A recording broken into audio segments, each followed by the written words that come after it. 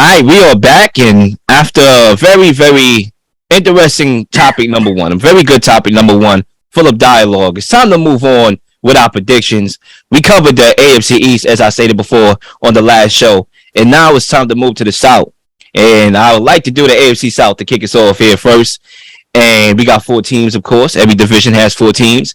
And the AFC South is one of those polarizing divisions. A lot of people call it the worst division in football. And we're going to talk about it extensively. We might as well begin. I want to start off with the Jaguars right here, right? The Jaguars is a very interesting team. Okay, we are done with the days of Urban Meyer. Okay, and the toxicity that he brought over there to Jacksonville, Duval County. Now we got a Super Bowl winning head coach in Doug Peterson. And now it's time to talk about these Jaguars. So, Zay, would you do the honors and kick us off?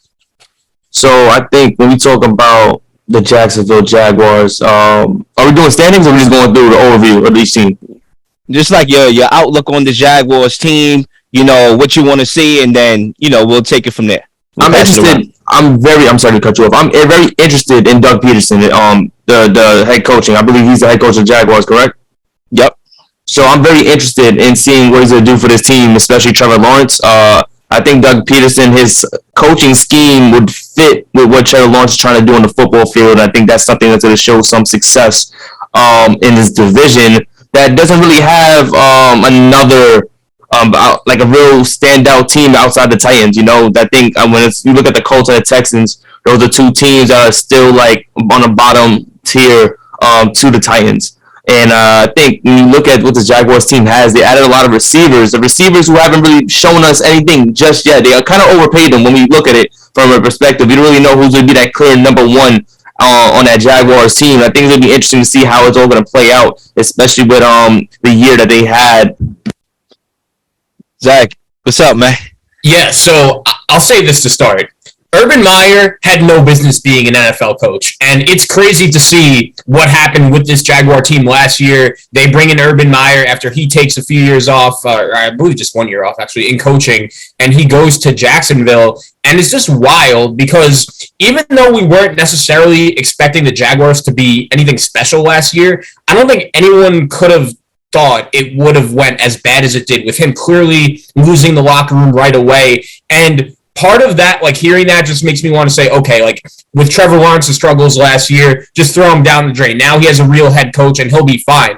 But it was really concerning watching Trevor Lawrence last year, a guy that throughout his college career, really ever since his first season ended when he torched Nick Saban in Alabama in that national championship game, we've been saying, okay, this guy's the chosen one. And I still think there could be a lot of reasons why he's going to be a very successful quarterback in the league. He still has all the physical attributes, and I do think this situation for him starting this year is going to be much better compared to last year. I'm just curious to see how big of a leap can he take. And with Doug Peterson, it's interesting because he's clearly an upgrade over Urban Meyer. He's a Super Bowl winning head coach that for his first few years in Philly did a great job. The environment and the culture in that locker room clearly changed. But as time went on, and I think a lot of this blame has to do with Carson Wentz as well, those two just couldn't get on the same page. And something just always felt off a little bit with the Philadelphia Eagles in those years after they won the Super Bowl. And with Jacksonville, there's some talent on this team with Lawrence, with ETN. They bring in some receivers, Christian Kirk, Zay Jones.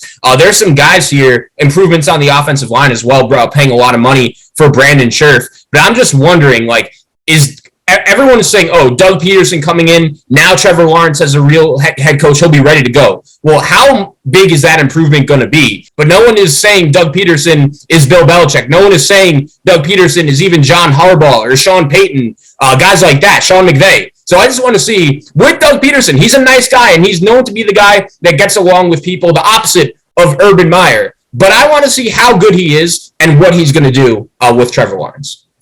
Yeah, look, Doug Peterson may not be Bill Belichick. He may not be Kyle Shanahan, Sean McVay, but he is an Urban Meyer.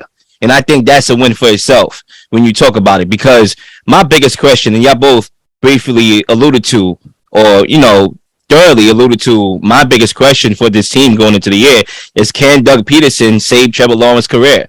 And I'm not one to overreact over a year. I'm not trying to say that it's a must, year for Trevor Lawrence to, have success in the NFL if he ever is going to have success. But when you take into account him playing for a poverty franchise, along with part of his development that was shot because of Urban Meyer, this is a must. I got to see something here for Trevor Lawrence. And if a quarterback rule can undo the voodoo, then what are we doing here? Yeah, I think it's a very important year for Trevor Lawrence. And if Trevor Lawrence don't show flashes, now I'm hitting the panic button when it comes to the once generational prospect that we have ever seen since Peyton Manning. With that being said, last year it wasn't a lot of bright spots for Trevor.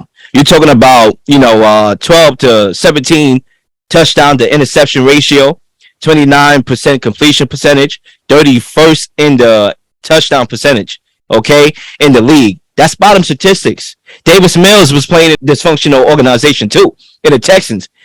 Look, we high on Davis Mills here a little bit. The guy can ball, so we got to see you do something this year. I thought that game there was a game that they played in the night, and it was against the Bengals. And I thought that was probably Trevor Lawrence's best game, even though they lost that game. And you can argue they beat some pretty good teams. They beat the Bills. They beat the Colts, sent the Colts home. But that game, the reason why from an individual standpoint, I thought it was Trevor's best game was because he showed flashes of mobility, that he could be a runner. Now, if we could sprinkle some of that running along with the passing, we all know my guy, Doug Peterson, is going to cater to your strengths as a quarterback.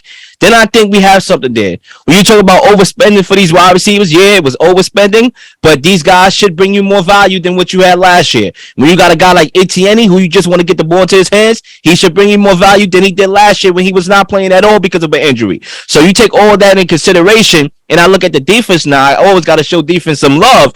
I mean, I want to see Josh Allen make a Pro Bowl. Okay, he got to make the Pro Bowl this year. He has to for this team to really be complete. He has to, because I seen the game against the Bills where he literally, took out the other Josh Allen, who's a pretty good quarterback in the league, if you ask many. Okay, I also want to see Shaquem Griffin out there in the secondary causing turnovers to get the offense more possessions to try to go put up points on the board. So it's going to be an all-around collaborative effort. You got the guy Walker, Trayvon Walker over there. He needs to almost be Defensive Rookie of the Year for them to have success. And if all these things fall in line, then this team could be a pretty decent team that could surprise a few folks. We'll see if they do.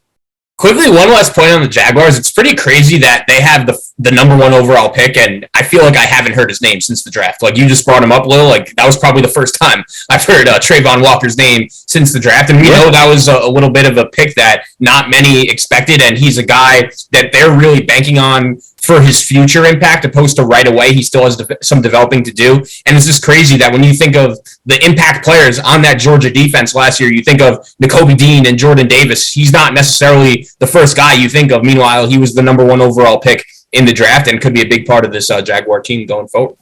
You know what's crazy? I really forgot who the number one damn pick of the draft was until you just mentioned it. That's what I'm saying. All right, let's move on to the next team here.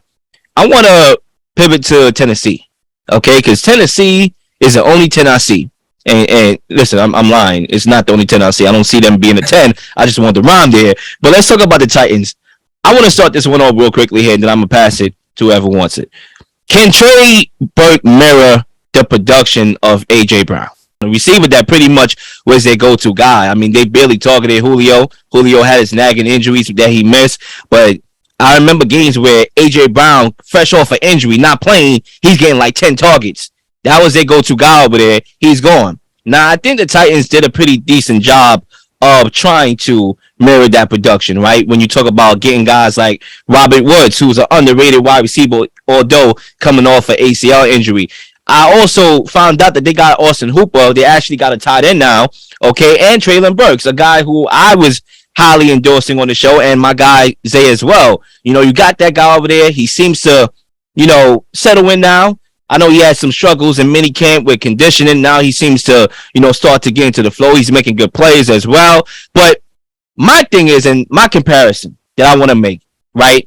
Can Traylon Burks be for the Titans what Justin Jefferson was for the Vikings when they lost Stephon Diggs? Remember when they lost Stephon Diggs? A lot of people was like, is Justin Jefferson going to bring back that production that they just lost? Well, he brought a lot of production. He actually brought more than Stephon Diggs over there. And now I'm looking at him as the best wide receiver, arguably, in the league. Can Traylon Burks do that? Okay, yeah, you lose A.J. Brown, but we got a guy. We got a diamond in the rough right now in Traylon Burks that's going to be sort of what Justin Jefferson is for that Vikings team when they lost a great wide receiver. We have yet to see.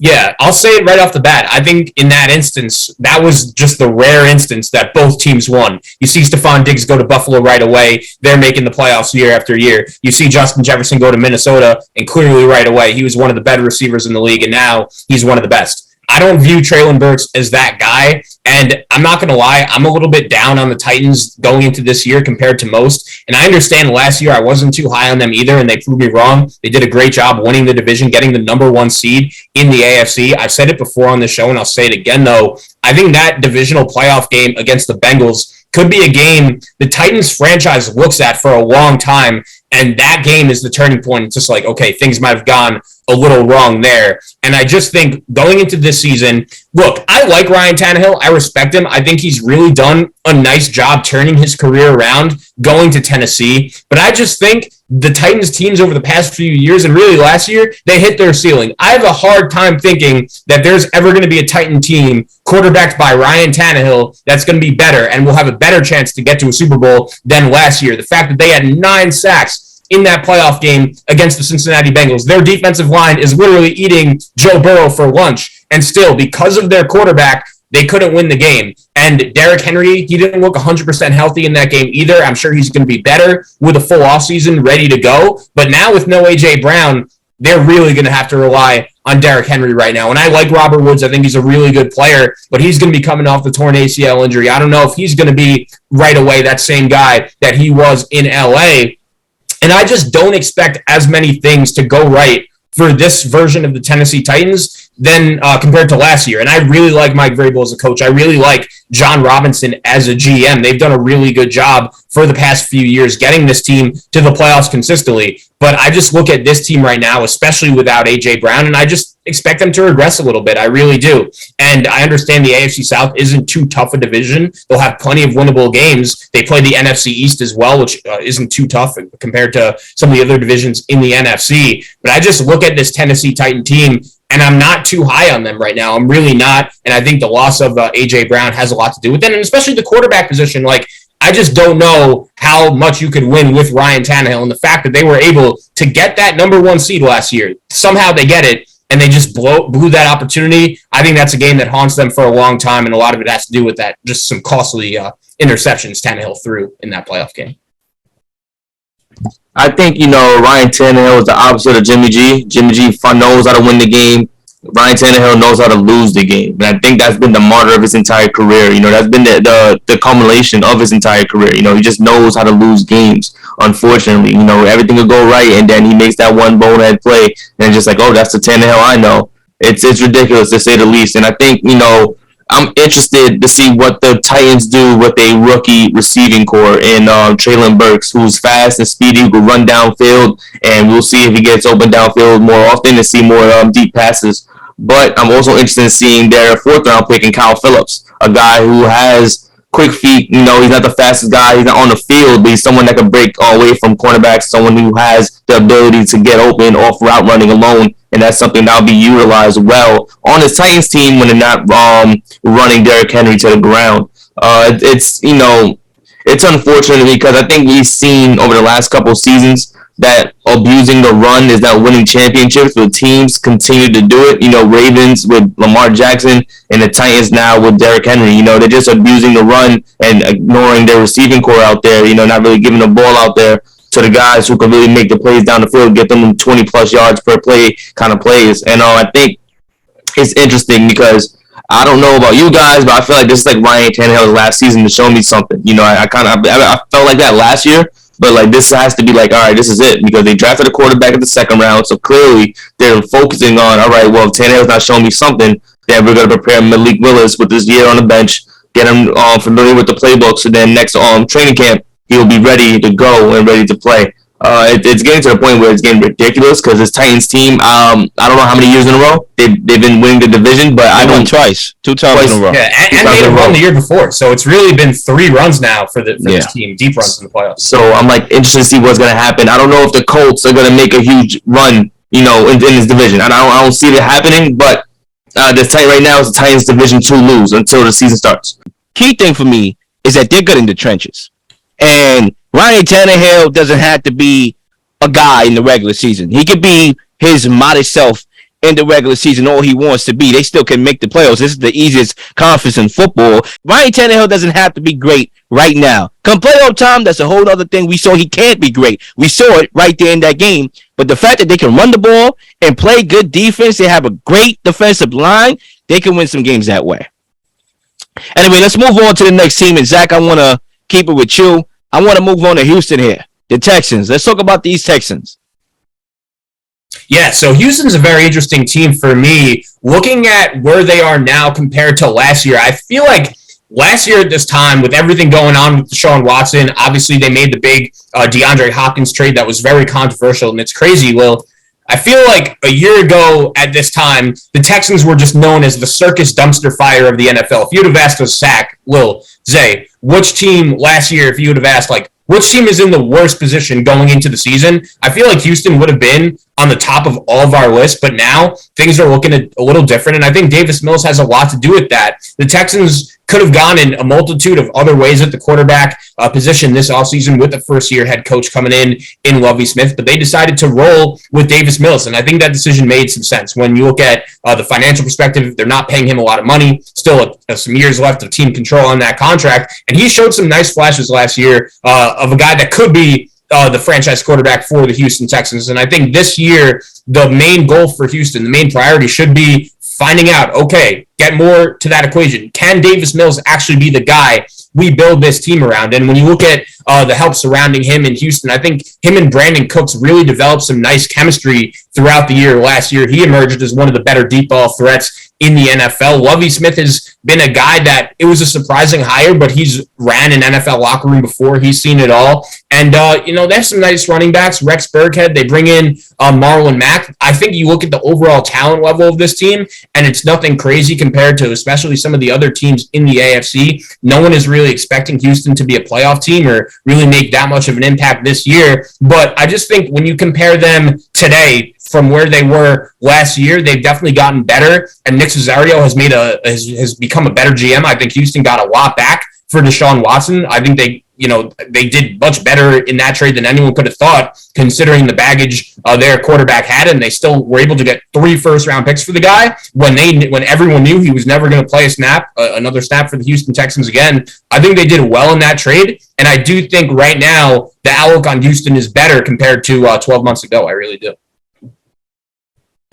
I'm confused on the big thing for the Houston Texans when they had their draft. They drafted Derek Stingley over Ahmad Gardner, and I think that was something interesting because everyone thought they would go after Gardner if they was going for a cornerback. I know Gardner is a little more outspoken than other players in the draft. I know he's more built on confidence of himself. People call overconfidence or arrogance. But it was interesting that they went after Stingley, a guy who people said was a good corner, but they didn't believe he was the best corner in the draft. I think that was something that was like an overwhelming thing in the draft. But they got they got an offensive lineman, a guard, and they also got John Mechie the third. Somebody who towards ACL, I believe in Alabama, and they're talking about he's possibly ready for training camp, if not already practicing with the team currently. So this team is building around the young guys, and you got Davis Mills, as Zach just said, is interesting to see what he could do this season. Last year he did shock a lot of people, so it's going to be interesting to see what their expectation is for their quarterback this year. Are they looking for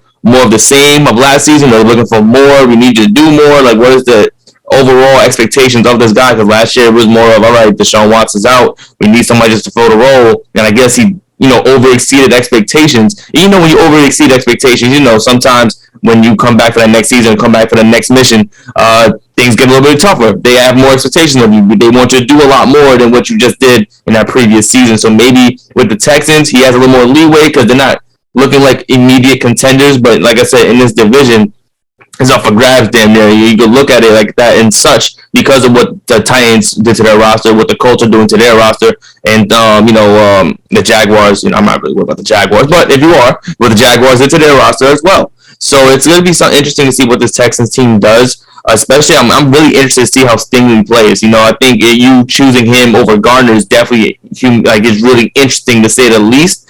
Is not polarizing. And it's definitely interesting to say the least. So I think I have to see exactly what this guy does against opposing teams, against opposing wide receiver ones. I'm assuming he'll be the cornerback one for this team. So I want to see what he'll do against, the best receiver on opposing teams on defense. And I think Davis Mills, he interested me a lot. I think something he made some throws last year that was like, whoa, this guy is something else, to say the least. And I'm actually looking forward to him playing football this season. I want to see what he does, and I think the Texans organization will see what he does as well. Yeah, I think my biggest question for this team is Lovie Smith the guy for the job? I think when you talk about Lovie Smith, and I want to focus on the coach here, he's a decorated coach. He coached in the Super Bowl before against the Colts. We all know that. He's bounced around as a defensive coordinator, and now this is the oldest. Yeah, college coach. And now this is the oldest chapter in his career. It's like a back end, a late coaching gig again, another shot to, compete and as a coach. And we'll have to see how that works out. I think last year I never understood the hiring of David Culley. Thought that was a joke last year. He didn't do bad. Don't get me wrong. He actually did a little bit better than what I initially thought. It still didn't make sense. And there was just nothing to justify it even before and after. Okay. And then firing him a year after when the team actually did better than what people thought didn't make sense either. And then passing on Brian Flores didn't make sense either. There's a lot of theories when it comes to why they passed on Brian Flores. Still, that doesn't make sense that they did, because that's a guy. We saw what he did with the Dolphins. Had no expectations for the Dolphins. They were supposed to lose every single game. He actually got them to win 5 games. And there's no expectations over here. Y'all might mess around and make the playoffs. You know what I'm saying? So, I thought that didn't make sense. But can Lovie Smith be the guy for the gig? I'm not sure, but we'll have to see. I don't really have to say much about Davis Mills. I think he kind of got my attention last year. Yeah, there's always a chance and probability that maybe last year was just a one-hit wonder thing where, not only do guys or the team has more expectations, which can lead to more disappointments, but teams are having more film on you now, and they can watch and know your tendencies and things of that nature, and now it's different. But I don't expect it to be that way. I think he can play. I think there's a reason why they're not opting to trade for a quarterback. They think they have their guy, and I think that they do have their guy. So I'm not worried about them. But the offensive line still needs work. The defense still needs work. And until you supply Davis Mills with those things, you can have a guy in the room, but that don't mean you're going to keep him, or he's going to be in a situation where he can stay in the room and be afloat. So we'll see how they continue to add on to this roster. Let's move on to the next team here. Let's go to the Colts here. That's left for us. And Zay, if you want to talk about these Colts, because you started off your statement saying that you believe that the Colts and the Texans is a tier below the Titans. Let's talk about how you feel about these Colts. I think the biggest issue for me, I think the reason why I said that is due to the fact that there's instability with the quarterback position. The leader of the team was supposed to be the outspoken hero of the team, essentially. I think the Colts, they done too much with this quarterback position, and it's like since Andrew Luck's departure, it seems like they haven't gotten it right since then. And I don't know if Matt Ryan is the guy for the starting gig. I know he's a locker room guy. He's a guy who's a veteran. He's seen it all. He's been in the Super Bowl game. He's played in the highest moments, and he's a guy who gave you a lot of moments in his prime. I just don't know if that's the quarterback you need at this particular moment.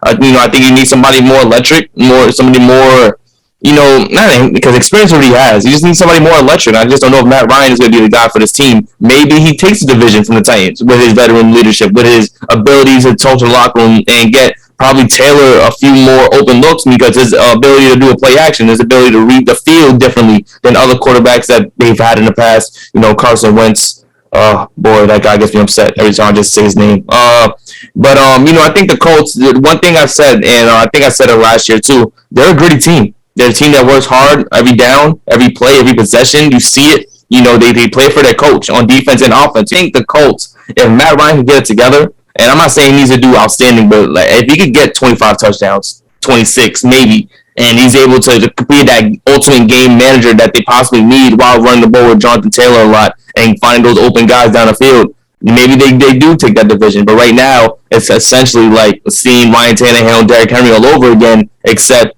Tannehill's the guy that loses the games. I don't know if Matt Ryan's going to be the guy to win those games, like they need him to be.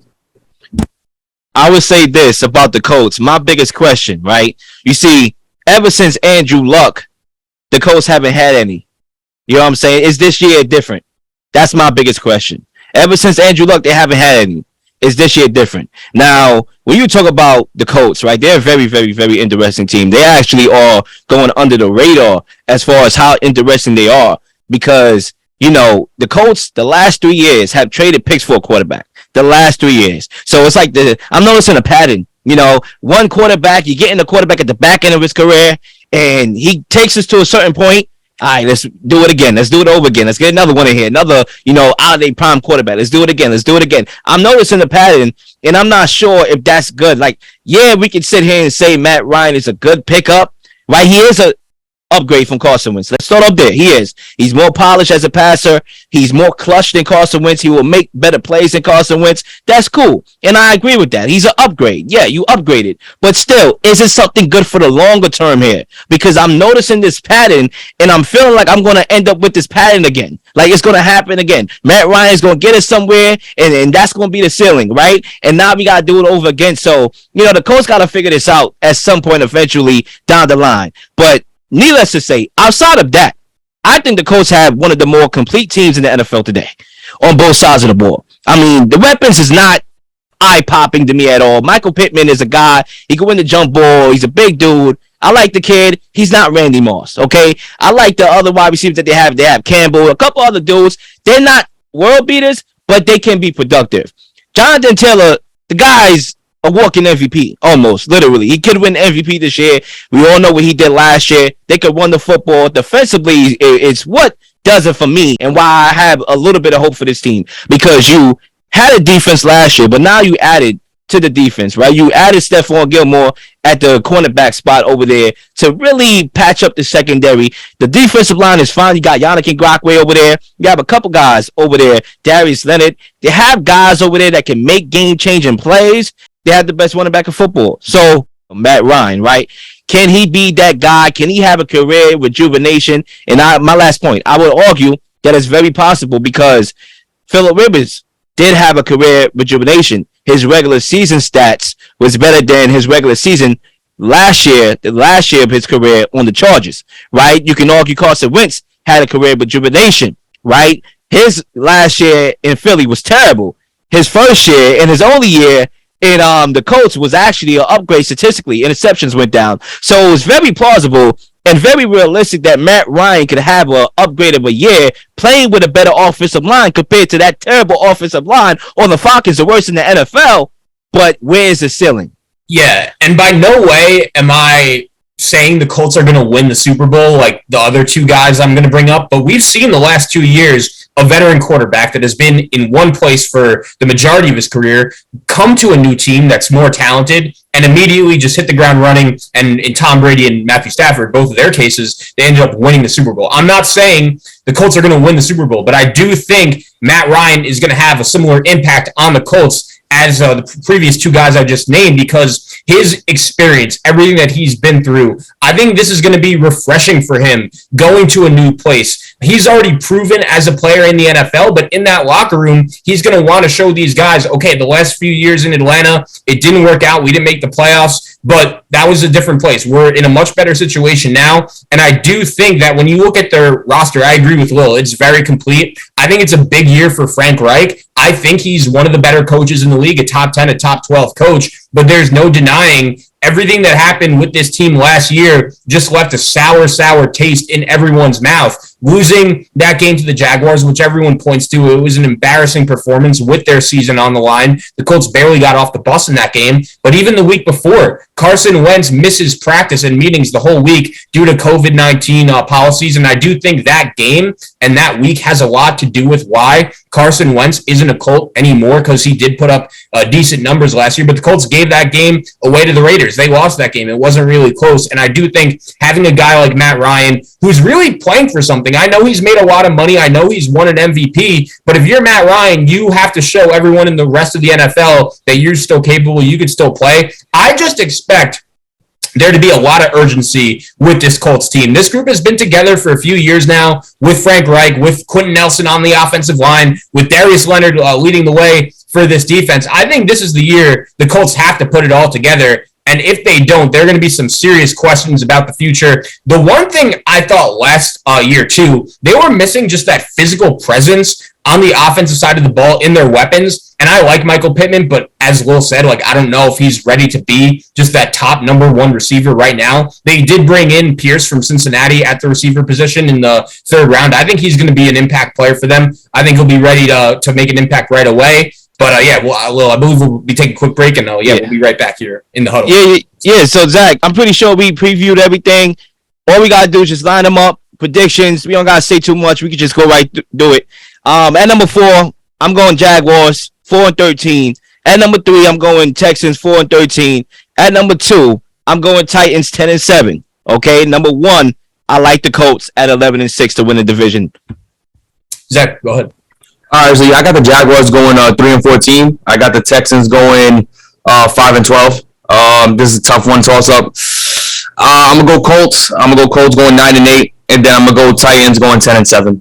All right, yeah, guys, I'll go quickly. I think it's going to be the worst division in football as we're hyping it up to be, at least in the AFC. But I will go Houston coming in 4th with a record of 4-13. I'll go Jacksonville coming in 3rd with a record of 5-12. I'll go Tennessee in 2nd at 8-9. And I think the Colts win the division at 10-7. Ladies and gentlemen, we'll be back. NFC South. Ladies and gentlemen, I know y'all not getting tired of watching In the Huddle over and over again. So like and subscribe to the channel and receive these new notifications of new uploaded content that will be coming your way. Ladies and gentlemen, enjoy the rest of your day. I'm out. Peace.